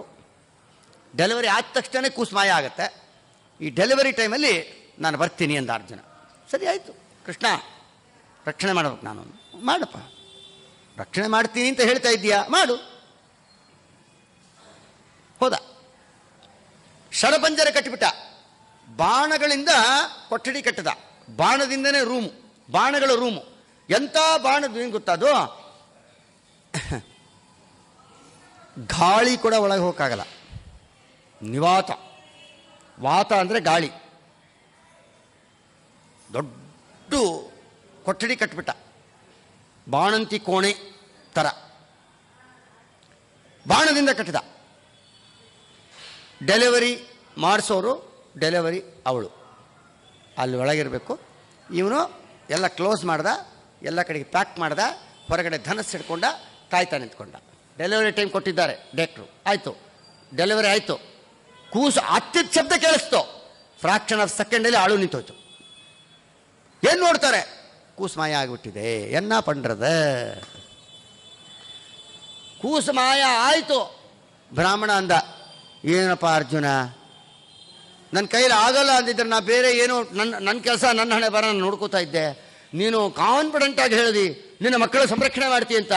ಆ ಹುಟ್ಟಿದ ಕೂಸು ಮಾಯ ಆಯ್ತಲ್ಲ, ನಾನೇನು ಮಾಡ್ಬೇಕೀಗ? ಹುಟ್ಟಿದ ಕೂಸು ಹೊಟ್ಟೋಯ್ತಲ್ಲ ನಿನ್ನ ನಂಬಿಕೊಂಡು. ಕೊನೆಗೆ ಅರ್ಜುನಂಗೆ ಪಶ್ಚಾತ್ತಾಪ ಆಗಿ ಕೃಷ್ಣನನ್ನೇ ಮೊರೆ ಹೋಗಿ, ಅದಾದ ಮೇಲೆ ಕೃಷ್ಣ ಪರಮಾತ್ಮನೇ ಆ ಕೂಸನ್ನು ತರಿಸಿಕೊಡ್ತಾನೆ. ಕರ್ಕೊಂಡು ಹೋಗಿ ಆ ಹುಟ್ಟುತ್ತಾ ಇದ್ದ ಮಕ್ಕಳನ್ನು ಮಾಯ ಮಾಡ್ತಾ ಇದ್ದಿದ್ದೇ ಕೃಷ್ಣ. ಯಾಕೆ ಅರ್ಜುನಂಗೆ ನಾನು ಮಹಾಸಮರ್ಥ ಅಂತ ಅಜ್ಞಾನ ಇತ್ತಲ್ಲ, ನಾನು ಮಹಾಸಮರ್ಥವೆಂಬ ಅಜ್ಞಾನವನ್ನು ಪರಿಹಾರ ಮಾಡಲಿಕ್ಕೆ ಪರಮಾತ್ಮ ಏನು ಮಾಡ್ದ? ಆ ಬ್ರಾಹ್ಮಣ ಹೆಂಡತಿ ಹಡಿತಾ ಇದ್ದ ಮಕ್ಕಳನ್ನು ಮಾಯಾ ಮಾಡ್ತಾ ಇದ್ದಿದ್ದು ಮಾಯಾಪತಿಯಾದ ಕೃಷ್ಣನೇ. ಈ ರೀತಿಯಾಗಿ ಅನೇಕ ಕಡೆ ಅರ್ಜುನಂಗೆ ಕಥಾನಾಯಕತ್ವ ಬರೋದಿಲ್ಲ. ಆದರೆ ಅರ್ಜುನನು ಮಹಾಭಾರತದ ಕಥಾನಾಯಕ ಅಲ್ಲ. ಆಯಿತು, ಭೀಷ್ಮಾಚಾರ್ಯರೂ ಅಲ್ಲ, ಅರ್ಜುನನೂ ಅಲ್ಲ. ಇನ್ನೊಬ್ಬರಂದರು, ಭಾರತದ ಮಲ್ಲನೆಂಬರು ಕರ್ಣನನ್ನು ಕೆಲವರು. ಕರ್ಣ ದಾನವೀರ ಶೂರ ಕರ್ಣ ಅವನು. ಪುರಂದಾಸರಂದರು, ವೇದವ್ಯಾಸ ದೇವರಿಗೆ ಮಧ್ವಾಚಾರ್ಯಗೆ ಸಮ್ಮತ ಅಲ್ಲ ಹೋಗೋದಂದರು. ಯಾಕೆ? ಕರ್ಣ ದಾನಿ ಹೌದು, ಆದರೆ ಹೀರೋ ಅಲ್ಲ. ಅವನು ದಾನಿ ಅಲ್ಲ ಅಂತ ಮಹಾಭಾರತ ಹೇಳ್ತಾ ಇಲ್ಲ, ಆದರೆ ಅವನು ಹೀರೋ ಅಲ್ಲ ಅಂತ ಹೇಳ್ತಾ ಇದೆ. ಅವನು ಹೀರೋ ಅಲ್ಲ. ಕಾರಣ ಅವನು ಹುಟ್ಟು ಎಡವಟ್ಟೆ. ಮತ್ತೆ ಮಹಾಭಾರತ ಕಾಲಕ್ಕೆ ಅವನು ಹುಟ್ಟಿದ್ದು ಹೇಗೆ? ಕಾನೀನಾನು ಅವರಮ್ಮ ಕನ್ಯಾವಸ್ಥೆಯಲ್ಲಿದ್ದಾಗೆ ಹುಟ್ಟಿದವನು. ಹುಟ್ಟಿದ ತಕ್ಷಣ ಎಲ್ಲೋ ಬೆಳೆದ, ಯಾರೋ ಆಶ್ರಯದಲ್ಲಿ ಬೆಳೆದ, ಅವ್ಯವಸ್ಥೆ ಆಯಿತು ಜೀವನ. ಅದಾದ ಮೇಲೆ ಸುಳ್ಳು ಹೇಳಿಕೊಂಡು ಪರಶುರಾಮ ದೇವರ ಹತ್ರ ಪಾಠ ಕಲಿಯಕ್ಕೆ ಬಂದ. ಪರಶುರಾಮ ದೇವರಿಂದ ಶಾಪ ತಗೊಂಡ.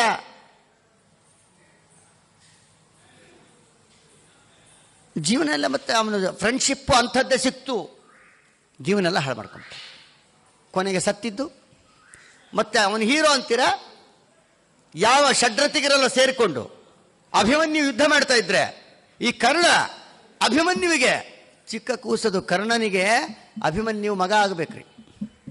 ಅರ್ಜುನನ ಮಗ ಅಂದಮೇಲೆ ಕರ್ಣನಿಗೇನಾಗಬೇಕು? ಮಗನಂತೆ ಇರ್ತಕ್ಕ ಆ ಕೂಸನ್ನ 16 ವರ್ಷದ ಹುಡುಗನನ್ನ ಹಿಂದಿನಿಂದ ಬಂದು ಹೊಡಿತಾನೆ ಕರ್ಣ. ಇವನು ಹಿಂದಿಂದ ಬಂದು ಹೊಡೆಯೋನು. ಆ ಸಣ್ಣ ಹುಡುಗನಿಗೆ ಹಿಂದಿನಿಂದ ಬಂದು ಹೊಡೆದವನು ಹೀರೋ ಆಗ್ತಾನೆ ಅಂದರೆ ಅವನೆಂಗ್ರಿ ಹೀರೋ ಆಗ್ತಾನೆ? ಅವನು ಸತ್ತಿದ್ದು ಹಾಗೆ ಬೇಡ್ಕೊಂತಾನೆ, ಅರ್ಜುನ ಇದು ನ್ಯಾಯ ಅಲ್ಲ, ಇದು ಧರ್ಮ ಅಲ್ಲ, ಇದು ಹೊಡಿಬೇಡ, ಬಾಣದಿಂದ ಬಿಡಬೇಡ, ಹಿಂಗೆಲ್ಲ ಅಂದ. ಕೃಷ್ಣ ಪರಮಾತ್ಮ ಅಂತಾನೆ, ಧರ್ಮದ ಬಗ್ಗೆ ಡೆಫಿನೇಷನ್ ಕೊಡೋ ಯೋಗ್ಯತೆ ನಿನಗೆ, ಲೆಕ್ಚರ್ ಕೊಡೋ ಯೋಗ್ಯತೆ ನಿನಗಿಲ್ಲ. ಯಾಕೆ? ನಿನ್ನ ಜೀವನದುದ್ದಕ್ಕೂ ಧರ್ಮ ಬಿಟ್ಟೇ ಜೀವನ ಮಾಡಿದವನು. ದುರ್ಯೋಧನ ಮಹಾ ಅಧರ್ಮಿಷ್ಠ, ಅವನಿಗೆ ಕ್ಲೋಸೆಸ್ಟ್ ಫ್ರೆಂಡ್. ದುರ್ಯೋಧನ ಮಾಡಿದ ಕೆಲಸಗಳಿಗೆಲ್ಲ ಸಪೋರ್ಟ್ ಮಾಡ್ತಾ ಬಂದಿ. ಧರ್ಮದ ಬಗ್ಗೆ ಮಾತಾಡ್ತೀಯಾ? ಅಭಿಮನ್ಯು 16 ವರ್ಷದ ಹುಡುಗ ಪದ್ಮವಿವಾಹವನ್ನು ಛೇದನ ಮಾಡಿ ಯುದ್ಧ ಮಾಡ್ತಾ ಇದ್ದಾನೆ. ಆವಾಗ ಎಲ್ಲೋಗಿತ್ತಪ್ಪ ನಿನ್ನ ಧರ್ಮ? ಹಿಂದಿನಿಂದ ಬಂದು ಹೊಡೆದಲ್ಲ ಅಭಿಮನ್ಯುವಿಗೆ, ಎಲ್ಲೋಗಿತ್ತು ಅವಾಗ ಧರ್ಮ? ಇವಾಗ ಕೇಳ್ತೀಯ ಧರ್ಮ ಅಂತ? ತುಂಬಿದ ಸಭೆ ಒಳಗೆ ದ್ರೌಪದಿ ದೇವಿಗೆ ಅಪಮಾನ ಮಾಡ್ತಾ ಇದ್ರೆ ಅವಾಗ ಎಲ್ಲೋಗಿತ್ತು ನಿನ್ನ ಧರ್ಮ? ಇವಾಗ ಕೇಳ್ತೀಯ ಧರ್ಮನ? ಒಂದು ಕಡೆ ಅಲ್ಲ, ಇದು 2 ಉದಾಹರಣೆ ಕೊಟ್ವಿ ಅಷ್ಟೆ. ಅನೇಕ ಕಡೆ ವಿಚಾರ ಮಾಡಿದ್ರೂ ಕೂಡ ಅವನು ಹೀರೋ ಅಲ್ಲ. ದಾನಿ ಹೌದು, ಹೀರೋ ಅಲ್ಲ. ದಾನ ಎಷ್ಟು ಚೆನ್ನಾಗಿ ಮಾಡ್ತಿದ್ದ ಅಂದರೆ ಒಂದು ಉದಾಹರಣೆ ಕೊಡ್ತಾರೆ. ಒಮ್ಮೆ ಮಹಾಭಾರತದಲ್ಲಿ ಕರ್ಣ ಕ್ಷೌರ ಮಾಡಿಸ್ಕೊತಾ ಇದ್ದಂತೆ. ಒಬ್ಬ ಬ್ರಾಹ್ಮಣ ಎಲ್ಲೋ ಹೋಗ್ತಾ ಇದ್ದ. ಕರ್ಣ ಮಹಾದಾನಿ ಅಂತ ತಿಳ್ಕೊಂಡು, ಕರ್ಣ ನನ್ನ ಮಗನ ಉಪನಯನ ಆಗಬೇಕಪ್ಪ, ಏನಾದ್ರು ಸಹಾಯ ಮಾಡು. ಇಲ್ಲ, ಕ್ಷೌರಕ್ಕೆ ಕೂತಿದ್ದೀನಿ, ನಾನು ಏನು ಮಾಡಲಿ ಸಹಾಯ ಅಂತ ಅನ್ನಲಿಲ್ಲ ಆತ. ಕರ್ಣ ಏನು ಮಾಡ್ದ? ಆಗಿನ ಕಾಲಕ್ಕೆಲ್ಲ ಗೋಲ್ಡೆ, ಎಲ್ಲ ಗೋಲ್ಡು. ಇವಾಗೆಲ್ಲ ಹೆಂಗೆ SS ಹಾಗೆ. SS ಅಂದರೆ ಗೊತ್ತಲ್ಲ, ಸ್ಟೇನ್ಲೆಸ್ ಸ್ಟೀಲ್. ಅವಾಗೆಲ್ಲ ಜಿ ಎಲ್ಲ ಗೋಲ್ಡ್ ಆ್ಯಂಡ್ ಗೋಲ್ಡ್ ಎಲ್ಲದಕ್ಕೂ. ಅದಕ್ಕೇನು ಅವನು ಕ್ಷೌರ ಮಾಡಿಸ್ಕೊಳ್ಳೋಕೆ ಇಟ್ಕೊಳ್ಳೋ ನೀರು ಇರುತ್ತಲ್ಲ, ನೀರು ಇಟ್ಕೊಳ್ಳೋ ಬಟ್ಲು, ಅದು ಬಂಗಾರದ ಬಟ್ಲಿತ್ತಂತೆ. ಆ ಬಂಗಾರದ ಬಟ್ಲು ತನ್ನ ಎಡಗಡೆಗೆ ಇಟ್ಕೊಂಡು ಕ್ಷೌರ ಮಾಡಿಸ್ಕೊತಾ ಇದ್ದ. ಆ ಬ್ರಾಹ್ಮಣ ಬಂದು ಕೇಳ್ದ, ಅವನೇನು ಮಾಡ್ದ? ಆ ಬಂಗಾರದ ಬಟ್ಲು ತೆಗೆದ, ಒರೆಸ್ಬಿಟ್ಟ, ತಗೊಂಡು ಕೃಷ್ಣಾರ್ಪಣ ಅಂತ ಕೊಟ್ಬಿಟ್ಟ. ಎಡಗೈಯಿಂದನೇ ಕೊಟ್ಬಿಟ್ಟ. ಈ ಕಡೆಗಿತ್ತು, ಬ್ರಾಹ್ಮಣ ಈ ಕಡೆ ಬಂದಿದ್ದಾನೆ, ಬಲಗೈ ಇಲ್ಲಿದೆ, ಆದರೆ ಎಡಗಡೆಗಿದೆ. ಅದು ಎಡಗೈಯಿಂದ ತಗೊಂಡು ಹಾಗೆ ಬ್ರಾಹ್ಮಣನ ಕೈಲಿ ಹಾಕ್ಬಿಟ್ಟು, ಅಲ್ಲಪ್ಪ ಕೊಡೋದು ಕೊಟ್ಟು ಸುವರ್ಣದಾನ, ಬಲಗೈಯಿಂದ ಸಂಕಲ್ಪ ಮಾಡಿ ಕೃಷ್ಣಾರ್ಪಣ ಅನ್ಬಾರ್ದ? ಅದಕ್ಕೆ ಕರ್ಣ ಅಂತಾನೆ, ಸ್ವಾಮಿ ಮನಸ್ಸು ಎಷ್ಟು ಚಂಚಲ ಅಂದರೆ, ನಾನು ಎಡಗಡೆಯಿಂದ ಹೀಗೆ ತಕ್ಕೊಂಡು ಬಲಗೈಗೆ ತಗೊಂಡು ನಿಮಗೆ ಕೊಡುವಷ್ಟೊತ್ತಿಗೆ ನಮ್ಮ ಮನಸ್ಸು ಚೇಂಜ್ ಆಗಿಬಿಟ್ರೆ ಮಹತ್ತರವಾದ ದಾನ ಕೊಡೋದು ನಮಗೆ ಲೋಪ ಆಗುತ್ತಲ್ವಾ? ಆದ್ದರಿಂದ ನಾವು ಯಾವ ಕೈಯಿಂದ ಕೊಡ್ತೀವೋ ಅದು ಇಂಪಾರ್ಟೆಂಟ್ ಅಲ್ಲ, ದಾನ ಕೊಡೋದು ವೆರಿ ಇಂಪಾರ್ಟೆಂಟು. ಮನಸ್ಸು ಬಂದಿದೆ, ಈಗ ಕೇಳ್ತಾ ಇದ್ದೀರಿ, ತೊಗೊಂಬಿಡ್ರಿ ಅಂತ ಕೊಟ್ಬಿಟ್ಟ. ಇಂಥ ದಾನಿ ಅವನು ಇರಲಿ, ಆದರೆ ಹೀರೋ ಅಲ್ಲ, ಅದನ್ನ ನಾವು ತಿಳ್ಕೋಬೇಕು. ಈ ರೀತಿಯಾಗಿ ಕರ್ಣನೂ ಅಲ್ಲ. ಅಂದರೆ ಹೀರೋ ಯಾರು? ಭಾರತದ ಮಲ್ಲನೆಂಬರು ಭೀಷ್ಮರನು ಕೆಲವರು, ಅರ್ಜುನನು ಕೆಲವರು, ಕರ್ಣನನು ಕೆಲವರು. ಪುರಂದಾಸರಂತಾರೆ, ಇವರಾರು ಭಾರತ ಮಲ್ಲರಲ್ಲ, ನಮ್ಮ ಸಿರಿ ಪುರಂದರ ವಿಠಲ ಭಾರತ ಮಲ್ಲನು. ನಮ್ಮ ಪುರಂದರ ವಿಠಲ ರುಕ್ಮಿಣಿ ಲೋಲ, ನಮ್ಮ ಕೃಷ್ಣ ಪರಮಾತ್ಮ ಮಹಾಭಾರತದ ಹೀರೋ. ಎಲ್ಲಿ ತೋರಿಸಿದ್ದಾನೆ ಗೊತ್ತಾ? ಕುರುಕ್ಷೇತ್ರ ಮಹಾ ಸಂಗ್ರಾಮದೊಳಗೆ ತನ್ನ ವಿಶ್ವರೂಪವನ್ನೇ ತೋರಿಸಿದ್ದಾನೆ. ವಿಶ್ವೋತ್ತಮ ನಾನೇ, ಬ್ರಹ್ಮಾಂಡದಲ್ಲಿ ನನಗೆ ಸಮನಾದ ದೇವತಾ ಜಗತ್ತಿನಲ್ಲಿಲ್ಲ, ನಾನೇ ಸರ್ವೋತ್ತಮ, ನೋಡು ನನ್ನ ಅಂತ ತನ್ನ ವಿಶ್ವರೂಪವನ್ನು ಪರಮಾತ್ಮ ತೋರಿಸಿದ್ದಾನೆ. ಆ ವಿಶ್ವರೂಪ ತೋರಿಸುವ ರೂಪದಲ್ಲೇ ಭಗವಂತ ನಾನೇ ಮಹಾಭಾರತದ ಕಥಾನಾಯಕ, ಹೀರೋ ಅಂತ ತೋರಿಸಿಕೊಟ್ಟಿದ್ದಾನೆ. ಕೃಷ್ಣ ಪರಮಾತ್ಮ ಮಹಾಭಾರತಕ್ಕೆ hero. Heroine Lakshmidevi, double acting. Satyabhama, Rukmini ಇವರಿಬ್ಬರು ಲಕ್ಷ್ಮೀದೇವಿಯರೇ. ಶ್ರೀ ಭೂ ದುರ್ಗಾ 3 ರೂಪದಿಂದ ಲಕ್ಷ್ಮೀದೇವಿಯ ರೂಪ. ಶ್ರೀ ರೂಪದಿಂದ ರುಕ್ಮಿಣಿಯಾಗಿ ಬಂದಿದ್ದಾಳೆ, ಭೂರೂಪದಿಂದ ಸತ್ಯಭಾಮ ಆಗಿ ಬಂದಿದ್ದಾಳೆ. ದುರ್ಗಾದೇವಿ ಅವತಾರ ಕಾಲಕ್ಕೆ ಬಂದಿದ್ದಾಳೆ. ಅವತಾರ ಆಯ್ತಲ್ಲ, ಕೃಷ್ಣ ಪರಮಾತ್ಮ ಅವತಾರ ಆಗೋ ಕಾಲಕ್ಕೆ ಯಶೋದಮ್ಮನ ಪಕ್ಕದಲ್ಲಿ ದುರ್ಗಾದೇವಿ ತಾನೇ ಇದ್ದಿದ್ದು. ಅದರ 3 ರೂಪದಿಂದ ದೇವರ ಸೇವೆಗೆ ಬಂದಿದ್ದಾಳೆ ಲಕ್ಷ್ಮೀದೇವಿ. ಆದ್ದರಿಂದ ಶ್ರೀ ಭೂ ರೂಪಗಳೇ ರುಕ್ಮಿಣಿ ಸತ್ಯಭಾಮ. ಆದ್ದರಿಂದ ಕೃಷ್ಣ ಪರಮಾತ್ಮ ಅವತಾರ ಮಾಡಿದ್ದಾನೆ. ಮಹಾಭಾರತದ ಕಥಾನಾಯಕ ಹೀರೋಯಿನ್ ಲಕ್ಷ್ಮೀದೇವಿ, ಡಬಲ್ ಆಕ್ಟಿಂಗ್ ಇಲ್ಲಿ ಜೊತೆಗೆ ಕೃಷ್ಣನ್ ಜೊತೆಗಿದ್ದವರು. First hero, second hero Bhimsen ದೇವರು, ಹೀರೋಯಿನ್ ದ್ರೌಪದಿ ದೇವಿ ಅಷ್ಟೇ. ಫಸ್ಟು ಸೆಕೆಂಡು ಮುದಾಯ್ತು. ಪ್ರೆಸಿಡೆಂಟ್ ಅಂಡ್ ವೈಸ್ ಪ್ರೆಸಿಡೆಂಟ್ ಅಷ್ಟೇ ಇರ್ತಾರೆ ರೀ. President, vice president, vice president, vice president ಇರ್ತಾರ ಜಗತ್ತಲ್ಲಿ ಅಲ್ವಾ. ಅದರಿಂದ main hero Krishna, heroine Lakshmidevi, second hero Bhimsen ದೇವರು, ಹೀರೋಯಿನ್ ಭಾರತೀ ದೇವಿ. ಇದು ತಾತ್ಪರ್ಯ. ಈ ರೀತಿಯಾದ ಶ್ರೀಮನ್ ಮಹಾಭಾರತಕ್ಕೆ ಪರಮ ಮುಖ್ಯ ವೃತ್ತಿಯಿಂದ ಪ್ರತಿಪಾದ್ಯನಾದ ಭಗವಂತನ ರೂಪವೇ ಕೃಷ್ಣ ರೂಪ. ಕೃಷ್ಣಸ್ತು ಭಗವಾನ್ ಸ್ವಯಂ. ಕೃಷ್ಣ ಪರಮಾತ್ಮನು ಸಾಕ್ಷಾತ್ ಭಗವಂತನೇ ಆಗಿದ್ದಾನೆ. ಆ ಭಗವಂತನೇ ಮಹಾಭಾರತಕ್ಕೆ ಮುಖ್ಯ ವಿಷಯನಾಗಿದ್ದಾನೆ ಅನ್ನೋದನ್ನು ಮಹಾಭಾರತ ತಿಳಿಸ್ತಾರೆ. ಕೃಷ್ಣಸ್ತು ಭಗವಾನ್ ಸ್ವಯಂ ಅಂತಾರೆ ಶ್ರೀಮದಾಚಾರ್ಯರು. ಕೃಷ್ಣನು ಸಾಕ್ಷಾತ್ ಪರಮಾತ್ಮನೇ, ಲಕ್ಷ್ಮೀಪತಿಯಾದ ನಾರಾಯಣನೇ. ಇಲ್ಲಿ ಕೃಷ್ಣ ಅವನೇ ಮಹಾಭಾರತಕ್ಕೆ ಪ್ರಮುಖವಾಗಿ ಮುಖ್ಯ ವಿಷಯನಾಗಿದ್ದಾನೆ ಅನ್ನೋ ವಿಚಾರವನ್ನು ತಿಳಿಸ್ತಾರೆ. ಇಷ್ಟಾಯ್ತು. ಇನ್ನು ನಂತರದಲ್ಲಿ ಮಹಾಭಾರತದಲ್ಲಿ ಪ್ರಮುಖವಾದ ಪಾತ್ರ ಅಂದರೆ ಭೀಮಸೇನ ದೇವರು. ಭೀಮಸೇನ ದೇವರು ಮಹಾಪಾತ್ರ. ಅದು ಅಂಥ ಭೀಮಸೇನ ದೇವರನ್ನು ಜೀವೋತ್ತಮರನ್ನಾಗಿ, ಪರಮಾತ್ಮನನ್ನು ಸರ್ವೋತ್ತಮನನ್ನಾಗಿ ಜಗತ್ತಿಗೆ ತಿಳಿಸಿಕೊಟ್ಟಂಥ ಮಹಾನುಭಾವರು ನಮ್ಮ ರಾಘವೇಂದ್ರ ಸ್ವಾಮಿಗಳು. ಆ ರಾಘವೇಂದ್ರ ಸ್ವಾಮಿಗಳವರ ಆ ಗ್ರಂಥಸ್ಥ ವಿಷಯದಲ್ಲಿ ಕೆಲವು ಮಹಾಭಾರತದಲ್ಲಿ ಹೇಳಿದ ವಿಚಾರಗಳ ಕೆಲವನ್ನು ಅನುಸಂಧಾನ ಮಾಡಿದ್ದೇವೆ. ಇದಾದ ಮೇಲೆ ಇನ್ನು ರಾಮಕೃಷ್ಣ ಚಾರಿತ್ರ್ಯ ಮಂಜರಿಯ ಬಗ್ಗೆ ಕೆಲವು ವಿಚಾರಗಳು ಹೇಳಬೇಕು. ಅದನ್ನು ನಾಳೆಯಿಂದ ಹೇಳೋಣ. ಕೃಷ್ಣಾರ್ಪಣಮಸ್ತು. ನಾಳೆಯೇ ಪ್ರವಚನ ಮಂಗಳ ಇದೆ, ಮಾಮೂಲಿ ಟೈಮಿಂಗ್. ಇದೇ ಸಮಯದಲ್ಲೇ ಪ್ರವಚನದ ಮಂಗಳ ಅಂತ ನಾವು ಹೇಳ್ತಾ ಇದ್ದೀವಿ. ಮ್ಯಾನೇಜರು ಹೇಳ್ತಾರೆ. ಕೃಷ್ಣಾರ್ಪಣಮಸ್ತು.